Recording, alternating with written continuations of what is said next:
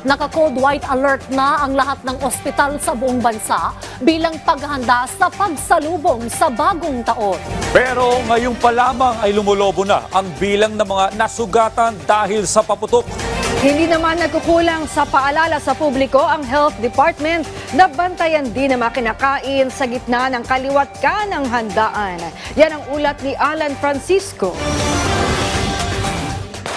Higit sa 100 na ang naitatalang firecracker-related injuries ng Department of Health ilang araw na lang bago ang pagsalubong sa bagong taon. Sa programang Bagong Pilipinas Ngayon, sinabi ni DOH spokesperson, Assistant Secretary Albert Domingo, na pinakamaraming naputukan o na biktima ng paputok ay mula rito sa Metro Manila. Sumunod po ang ating Central Luzon Region 3, followed by Cagayan Valley Region 2, top 3 po yun.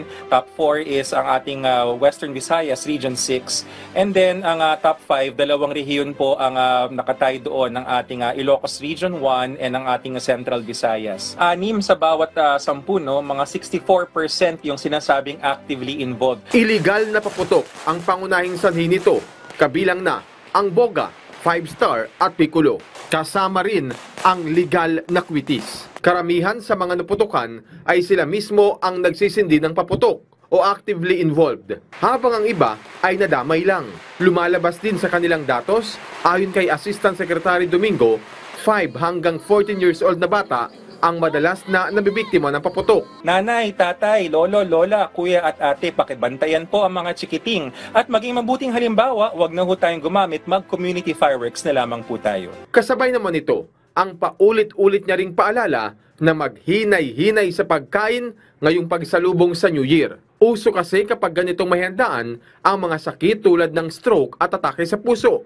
Kasama na rin ang hika na dahil naman sa mga paputok. TED, kapangalan ng aming kalihim, no? Tamang pagkain, ehersisyo. Ang sarap po ngayon maglakad-lakad, mamasyal. And letter D, disiplina sa katawan. Huwag ho tayo uminom, lalo na kung tayo ay magmamaneho, Asik Dale. Ang isa pang binabantayan namin yung road traffic injuries. At may natala na ho tayo sa road traffic injuries na mga 284 simula December 21. Naka-code white alert ang mga ospital sa buong bansa sa pagsalubong sa New Year hanggang January 6 ng susunod na taon.